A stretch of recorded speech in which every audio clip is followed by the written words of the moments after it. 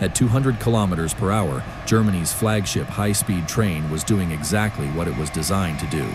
The Intercity-Express, or ICE-1, was carrying passengers smoothly through northern Germany. Then, without warning, a wheel failed. Not the axle, not the entire wheel assembly. A small fracture hidden inside the steel rim. A crack so tiny that, in ordinary inspection, it was almost impossible to see. But at high speed, that microscopic defect became the starting point of a catastrophic mechanical chain reaction. The outer steel tire separated from the wheel. The broken metal struck the train structure. The train derailed.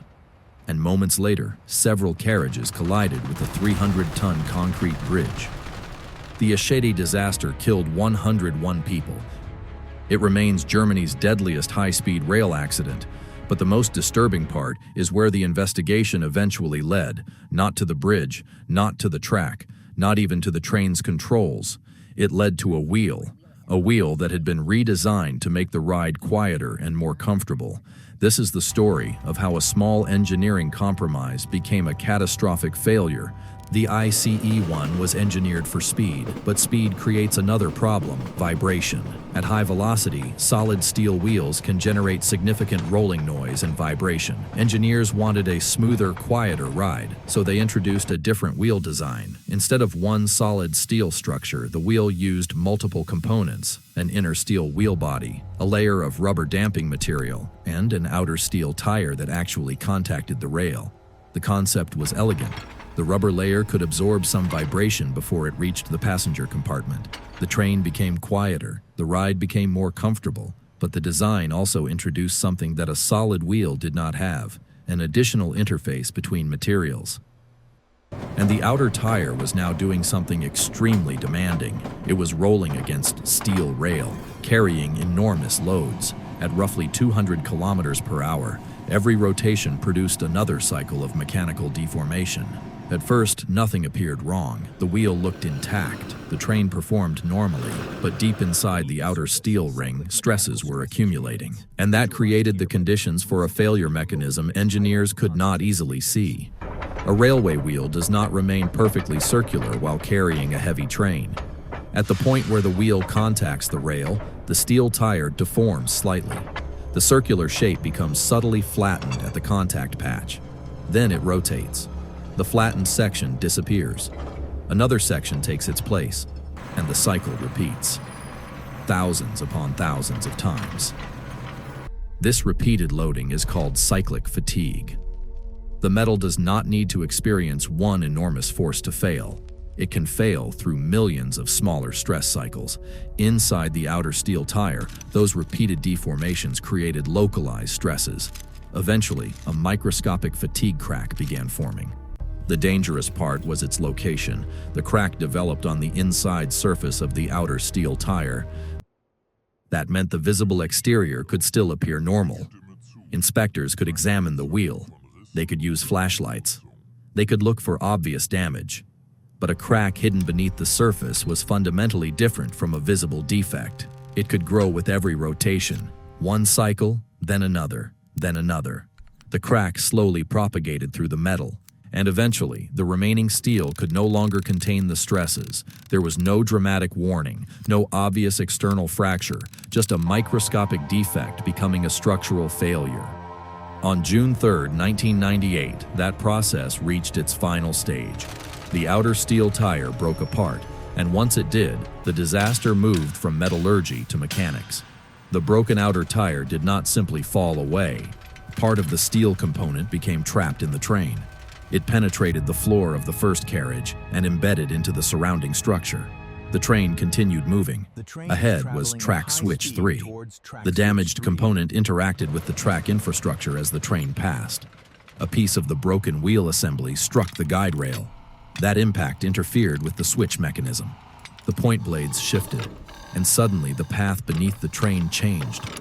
The consequences unfolded in seconds. Car 3 derailed. Then car 4. The train was still traveling at approximately 200 kilometers per hour, but the disaster was no longer confined to the railway. The derailed cars collided with the support structure of a road bridge. a bridge carrying roughly 300 tons of concrete and structural material. And the timing was catastrophic. The bridge was destabilized just as Car 5 passed beneath it. The support failed. The bridge began to collapse. The train had transformed a wheel failure into a track switch failure, the switch failure into a derailment, and the derailment into a bridge collapse. One mechanical failure had propagated through an entire transportation system. The bridge structure came down onto the rear portion of the train. The impact destroyed Car 6. Other carriages were forced together in front of the collapsed bridge. The resulting wreckage was enormous, but the physics of the collapse are important. The train was moving at high speed. The bridge was a massive, rigid structure, and the collision concentrated enormous energy into relatively small structural regions. Carriages that had been designed to carry passengers in normal operation were suddenly subjected to forces far beyond their intended loading conditions. Steel frames deformed, connections failed, passenger compartments collapsed into one another. The final scene was almost impossible to reconcile with the simplicity of the original failure. A microscopic fatigue crack had begun inside one wheel. That wheel had separated. The broken component altered the track switch. The switch caused the derailment. The derailment destroyed the bridge support, and the bridge collapse transformed the train into a mass of compressed wreckage. 101 people lost their lives. The catastrophe demonstrated something fundamental about high-speed systems. Failure rarely needs to begin at the largest component. Sometimes it begins at the smallest defect. The Eschede disaster was not caused by one spectacular engineering mistake. It was a chain, a quieter wheel design, repeated mechanical stress, a fatigue crack hidden beneath the surface, an inspection system that could not reliably detect it, and a high-speed railway operating with very little time between failure and consequence. The tragedy forced engineers to reconsider the assumptions behind composite railway wheels. Comfort could not be separated from structural reliability. Inspection could not depend only on what the eye could see. And at 200 kilometers per hour, a component cannot simply be mostly safe.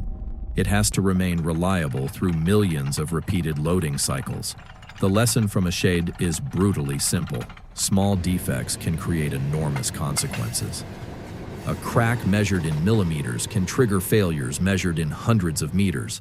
And in high-speed transportation, the distance between a microscopic warning and a catastrophic outcome can be only a few seconds. The train did not fail because one component was obviously weak. It failed because a hidden fatigue mechanism was allowed to grow until the entire system had no margin left. That is the anatomy of disaster. Not one mistake, but a chain of ordinary decisions until physics makes every one of them matter.